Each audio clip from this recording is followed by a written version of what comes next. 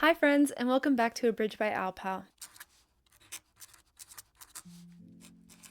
For today's video, I'm going to be taking one of these and turning it into something more like this. Look how cute. It's got my channel name on it. These are inspired by Shakespeare and Company. I visited there a few years ago and bought one of these little book pouches, and I love it because you can throw a book in it and then throw that book into any bag you want to, and you don't have to worry about the pages coming open or crud getting in it. I lost that one, which is why I needed a new one.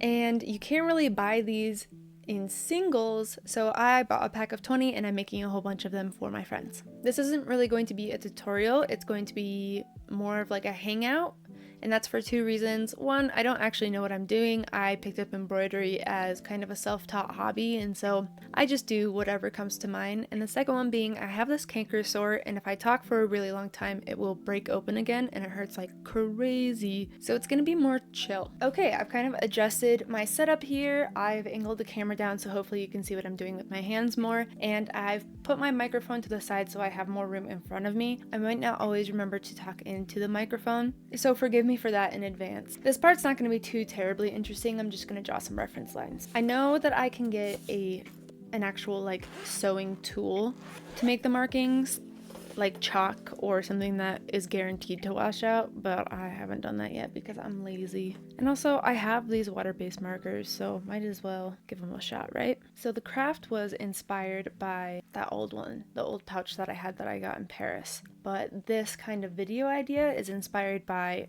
the friends from my hometown. We all kind of live in different places now, and so as a way of like hanging out and staying close, we'll hop on a Discord call and everyone will sit around and do whatever granny hobby they're into. Well, most of us. There's one of us. She's cooler than we are, so she doesn't have any granny hobbies. And I've always found that like really endearing. We might not necessarily be talking the entire time, but it does still feel like we get to spend time with each other, and it's helped us maintain our relationship and stay connected while we live far away from each other for a little bit. So the book I've been reading lately, I picked Malazan back up. I'm on book 6 right now. I was cleaning for like 3.5 hours earlier this week, and so I listened to the audiobook while I was doing that, and I've gotten quite a ways through it already, even though I just picked it up a few days ago. I think I'm over a third of the way through, and it's just been so fun to return to those characters. Okay, I've sketched out some lines in a very light color. You probably won't be able to see it at all. Nope, and now I just look crazy. Next, what I'm gonna do is I'm going to kind of sketch out the words. I'm gonna draw on the words that I want. The hardest part about this is trying to keep it centered. I think I'm gonna do keeping safe for Kate. Oh, I was talking about Malazan. So I'm on book 6. I got my special editions of books 4 through 6 in the mail, and to see the, what would you call it? Like panorama go across all of the sprayed edges. Oh, so satisfying. And once again, the art is just amazing. I was originally not going to look at the art because I didn't want to spoil anything, but then I thought it would be kind of fun if I did look at it and then maybe like recognize it as, you know, the scene from the end pages. This is definitely the most boring part. And I can't wait to go and edit this and just cut hours of footage, because this will probably take me like an hour or two to get done. I've done a couple in lowercase and they turn out super cute, but it's also way harder for me to like keep it consistent when I'm sketching it out. There's one that I started already, or like for some reason the letters just get really short and I didn't notice until I had already stitched it, and I was like, I'm not redoing that. One of my coworkers today, we have a team bonding activity every week where we do brackets. His bracket was pick the next book I'm going to read. So we had to do a preliminary bracket of genres, and then he had made another bracket for each one of the genres. So there was like 8 extra brackets. We only did one of them, of like Goodreads top books of the year for, I actually don't remember how far back he went. It was fun. He's going to read The Handmaid. Ooh. What row? I don't know why I started saying that, and I definitely gotta stop. Another nice part about this is that I'll do the initial in pencil, and then I'll go over it very briefly again with marker so that I can kind of like finalize which parts I am doing and which were just horrendous mistakes that can be covered up. My friend and I went and visited some bookstores over the holiday break. One of the bookstores had organized an event recently with Lee Bardugo, and so they had I think they're called the Dregs editions of Six of Crows and Crooked Kingdom. And I was like, oh, cool, I kind of wanted these covers, and I don't have a copy of those books yet. And so I went and I picked it up and I started flipping through it to see if there was like any art or anything else in it. They were signed. They had extra stock of her signed book. Of course, I bought them and they came home with me. The other bookstore that we went to had a beverage section, and I love beverages, so I got a mocktail book that I'm really excited about busting open and trying out one of the recipes sometime. So if you guys haven't already picked up on this, my favorite genres by a mile are fantasy and sci-fi, and even then it's like fantasy, sci-fi, everything else. But one of my coworkers put me on a nonfiction book about economics, and I've actually really been enjoying it. The author is quite funny for an economist, called Misbehaving. And I've liked it so much that I was like reading it while I was on vacation. And I was like, this is crazy. This is not like me at all. Another one of my favorite hobbies is going to Starbucks, parking myself there for an hour or two, and working on, could be like real work. It could be editing a video. Sometimes it's just reading, or I'm an iPad toddler through and through, so working on some art on my iPad. Okay, I've just looked up a list of like book club get to know you questions, and I'm gonna kind of use those for when I have no idea what I'm talking about. The first question is, where is your favorite place to read? I feel like I talked about this a little bit already. I do love to read at a Starbucks. However, at a Starbucks, you can't get too comfy cozy because there's going to be other people there. So if it's not at Starbucks, it's in my hammock in the summer, especially when it's in the evening after I've gotten home from work, because our house is to the west of our backyard, and so it's in the shade, it's cooled down a lot, and it's not too buggy or anything back there. It's a very tiny backyard. I have a little planter box for tomatoes. Did not go well for me this year, but I'm just starting. And I've got the hammock. Recently I got a camera bird feeder that I put up in the backyard. Today I got my first birds on the bird feeder. So happy about it. So yeah, definitely my favorite place to read when it's in season. If not, pretty much anywhere inside next to a window. I feel like a little plant, but a very delicate house plant because the sun is very strong where I live. So I can't actually be outside that much. I burn like crazy. But park me next to a window where I can feel like I'm getting sun without actually getting too much, and I'm happy. Next to a window, book or Kindle in hand, wrapped up in a blanket. There, you can see that.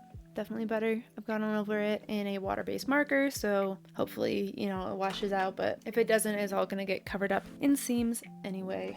By far the hardest part is getting the lettering. I was trying to do some of these a few days ago, and I just kept redoing it and redoing it and redoing it because they kept coming out like garbage, and eventually I got to the point where I was like, I'm so bothered by this. I'm gonna be mad at anything I do. It's just not the night for it. So I moved on to something else. I just got some new embroidery hoops. They're actually squares. I'm really excited about it. The one that I had before was like barely the right size to fit into these bags. I've measured this out right. This should be the one that I need. It's green, my favorite color. There's something about watching an embroidery hoop go on fabric and like it getting taut and smooth out. That is so satisfying. Well, it's on a little bit crooked, but luckily I have my reference lines, so I still know which way is up and which way is down. My sister, who I already made a bag for, is going to New York this weekend with some friends, and she's seeing a friend who lives in a different state than us, so I'm trying to get these done before she goes, so I don't have to mail it to her. We got it on the hoop.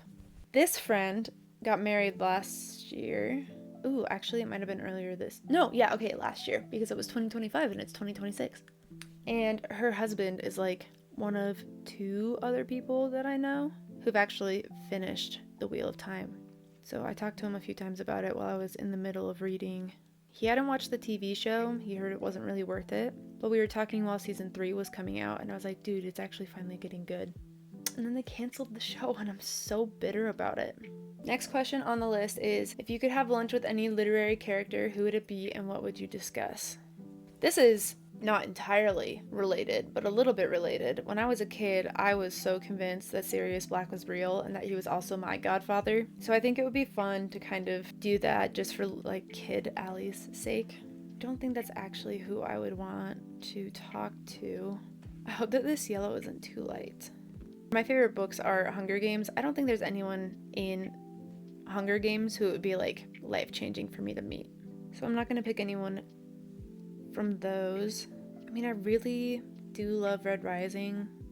Ooh, and it might be really fun to meet Mustang. The problem with meeting Mustang, though, is that I'd be so intimidated. I mean, aren't the Golds, like, canonically close to 7 feet tall? I guess probably not Mustang. She's shorter than the rest. But still, she'd be taller than me, and I'm a tall girl. Ooh.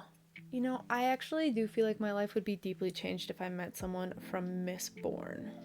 Who, though? Oh, you know what? Okay, I don't really give a lot of love to Mistborn Era 2, but I think that I would really like to meet Steris. I think that would be, I mean, jokes about socializing aside, I can just see her being the kind of person that is always going to be teaching me something new, and I would love that. Yeah, that answer surprises me a little bit, but the more you know. Let's talk a little bit about a book bucket list. Now, I'm not talking about my TBR. I'm talking about bookshops and book activities that I want to do.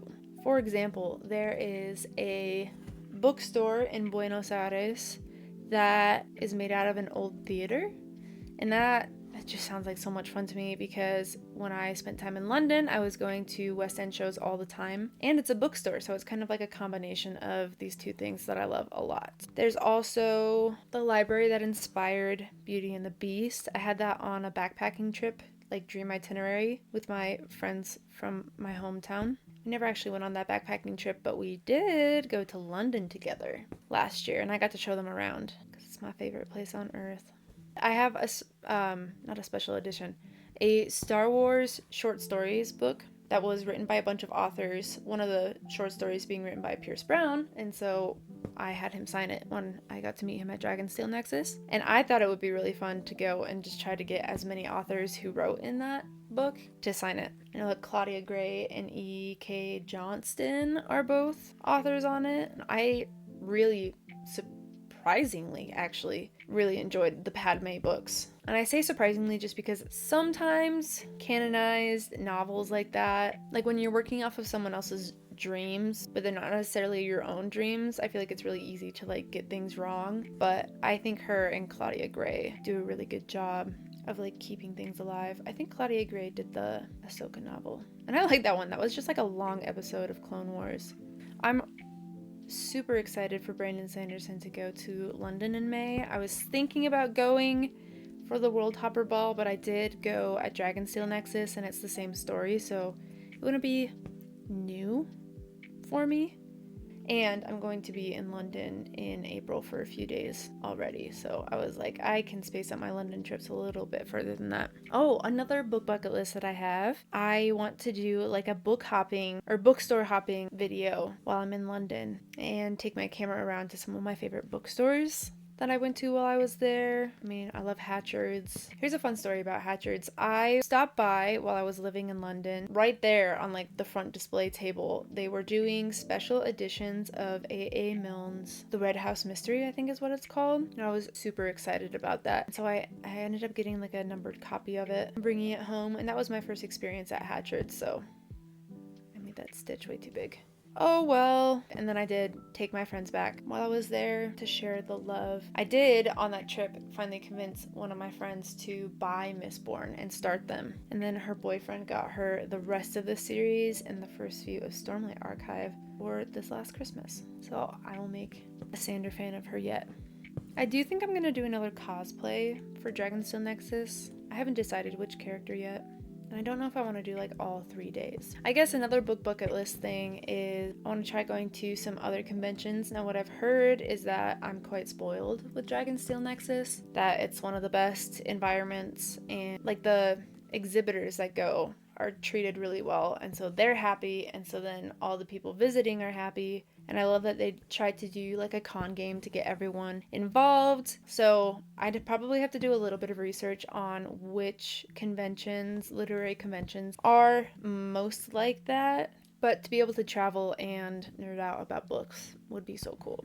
Here's another fun question. What was the first book you remember reading / being read? So I think the first book that I remember reading myself is Harry Potter. I talked about that a little bit in my favorites list. I think that was the series that got me hooked on reading, and it was really no going back. I do actually also remember, before I even got into kindergarten, my brother and I, and by that I do mostly mean my brother, he was teaching me to read by also teaching me how to write, and we were like coming up with a story together.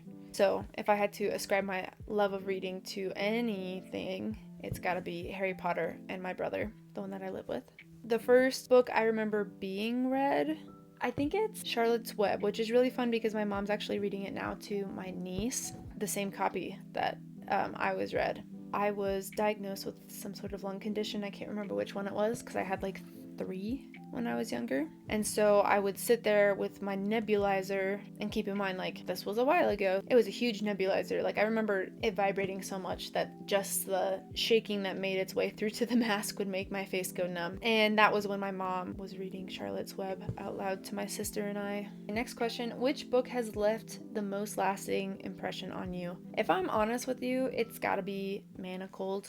And the Manacled version, not the alchemized version. It's just so dark, and it makes you feel a lot of things. But I feel like it also, has me a little bit more hopeful because, like, the world isn't that bad. And I do, like, people always make comments about, like, that changed my brain chemistry, and I really actually do feel that way about Manacled. Which book have you read most recently? The most recent book that I read was the first book in the Sun Eater series. That book was so good. And like, looking back on it, a lot happens, but it also doesn't. It's very much just focused on the one character, and he goes through some pretty traumatic events, but it's not like anything that's earth-shattering for other characters until like the very end. Super excited to get back into it. I'm reading Malazan with a friend, and so we try to kind of keep pace. I think I'm gonna finish this book way faster than he does though, because I went on a tear a few nights ago. And so while I'm waiting, and he has another book that he needs to finish after it, I think I'm gonna go back to Sun Eater and try to get the second book in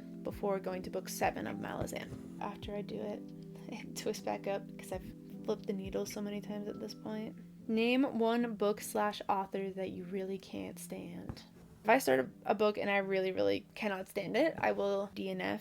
The first book I ever did that to was Matched by, I think, Ali Kandi. I was just like so mad at the character for immediately ruining something that was going to be so good. Like, yes, love should be fireworks and butterflies, but it should also be quiet moments. What type of books do you like reading the most?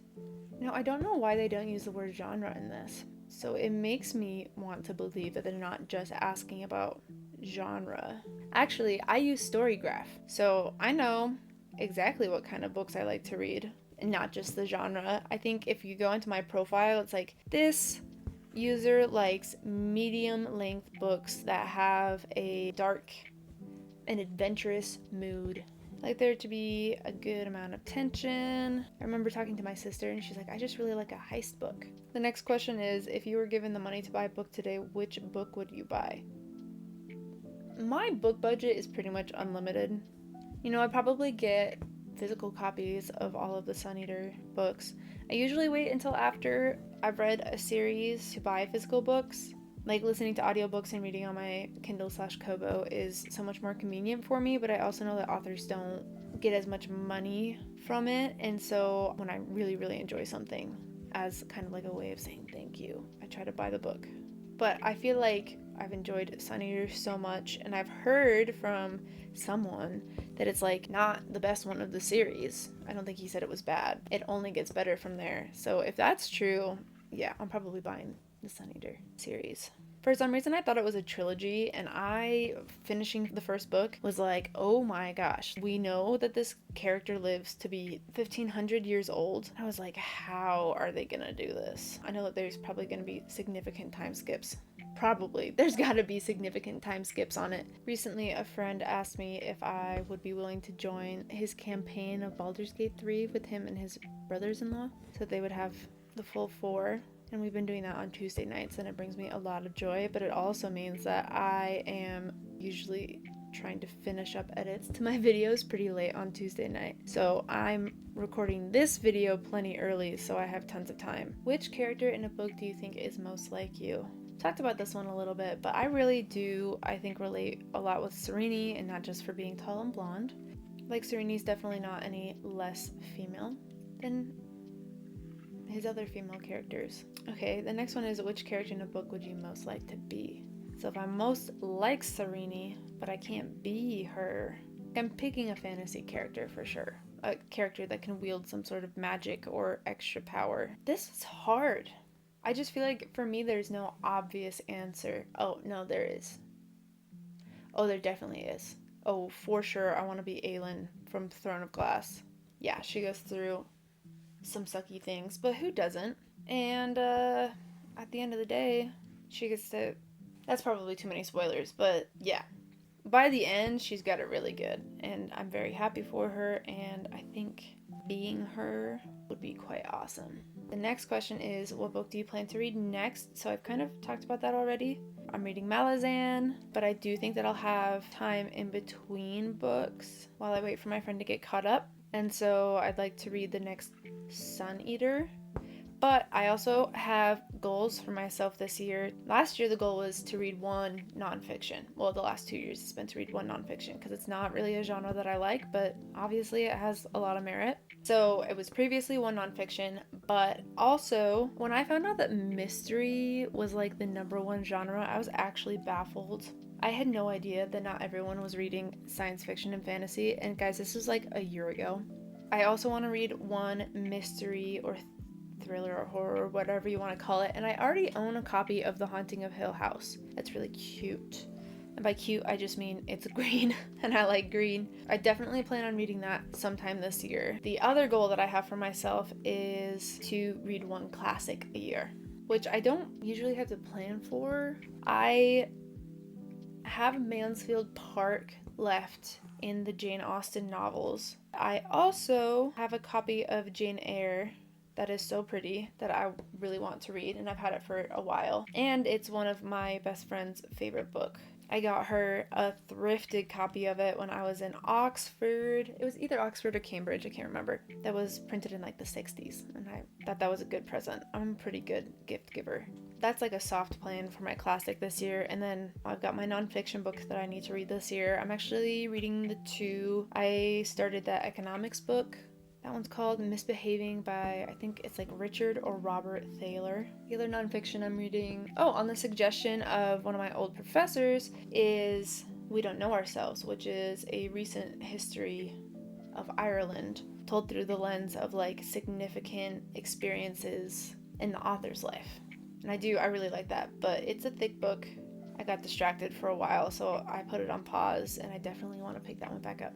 Now, for the most part, it really comes down to like vibe or, external circumstances. I'm pretty sure this month I'm getting Matt Dinniman's new book through the Broken Binding subscription that I do. I'll probably read that once it shows up. The reason why I so confidently just started embroidering without actually like anyone teaching me to do it is because my base level attention to detail is higher than most people's are. So there's a lot of things that I think about that I don't think most people would, which is not to say that they're the best, nor to say that I'm uninterested in doing hobbies that I don't think I'm already going to be good at. I mean, if that were the case, I would not be here making YouTube videos. I think that there's going to be a significant learning process to this whole thing, and I'm excited for it. And I'm okay with it. I like to grow as a person. Oh my gosh, last question. I thought that this question was like really funny. Now keep in mind that these are questions meant for get to know yous in a book club, and I do think that most book clubs are made out of women who are reading romance novels, and I don't judge. So this question maybe makes a little bit more sense in that context, but I still think it's a funny question to ask. This last question is, which literary character would you most like to have a, and this is in quotes guys, significant relationship with? Now, I do like the phrasing of that because it can mean pretty much anything you want it to mean, right? It does not have to be a romantic partner, but I do think that is what most people are going to assume that it means. Is there actually an easy answer to this one for me? I'm always going back to my favorites on these questions. I think that for this one, my answer might actually be PETA. Okay, before anyone takes that wrong, keep in mind that I read Hunger Games while I was young. So in my mind, these characters are all just the same age I am, and they've stayed that way. And I think that PETA really carries a lot of like that reliability and stability that I would really like to have in a partner. I'm not dating anyone right now, so that's not like a dig at anybody. And he feels very safe. And so if by significant relationship they mean build a life with, it's gotta be PETA. Like, really, the man does it all. He's beefy, canonically beefy. He is creative, and he likes to paint. But he also has practical skills, aka making food, and, would be able to protect me in pretty much any situation. So, it's gotta be PETA. Full disclosure, tonight's movie night, this is taking a lot longer than I thought it would, so I probably won't be able to finish. Okay, are you guys ready for the lettering reveal? Bum ba da bum, keeping safe for Kate. That looks super janky on the camera. I promise it doesn't look that bad in person. But now I'm probably gonna add a couple pink flowers, maybe I would love to do a bee on it, but just kind of, spruce it up a little bit before I will eventually waterproof it a little bit. I have some Scotch Guard and then do the fusible fabric on the inside of the stitching. I have been sat here for so long that a fully charged camera battery died. The angle changed completely. That's so funny. Well, the setup was just a little bit janky anyway, so who cares? Me, I care. I care deeply because I'm a perfectionist. I really should put it so that this is at the bottom so that the thread doesn't catch on it so often when I'm pulling through, but I don't usually think ahead that much. The last petal kind of completely disappeared into the other two, but that's fine. Oh yeah, that looks super janky. Another flower that I saw that I was really excited to try out when I was doing these bags is a rose. Okay, I think this is where I'm gonna end the video for now. This is pretty close to the final product. I'll probably just add like a couple more dots, maybe a flower, like a small flower or two extra. This is the final product for the design, and these book bags have been bringing me so much joy. I really enjoy doing them. I think that they are a great gift idea if you like to do something with your hands and you know someone who likes to read a lot of physical books. You can also keep Kindles in them, so even if you're not reading physical books, they're good for all readers. Thank you guys so much for watching. I hope that this was fun, more of like a chill hangout, let's talk about books sort of vibe. And I gave myself enough breaks in between that I did not crack open the canker sore again. I'll definitely have to add a picture of the final product of this. It'll get a little bit of ironing, a little bit of love, and then it will be off to my friend Kate. I hope that you guys keep coming back for more videos, and I will see you soon. Bye! Nards. Also, I got out my old Tamagotchi. I would say like every 6 months to a year, I get the Tamagotchi itch again. I wonder what kind of new Tamagotchis they're making now, because I remember a few years ago seeing the Tamagotchi Uni. I have a few friends that I'm making these bags for whose names start with J, and that has been so hard. One of my friends was suggesting like uncut gems for Jenna, and I guess I have an issue with the word uncut, and I didn't know it until it came out of her mouth, and I was like, nope, not gonna do that.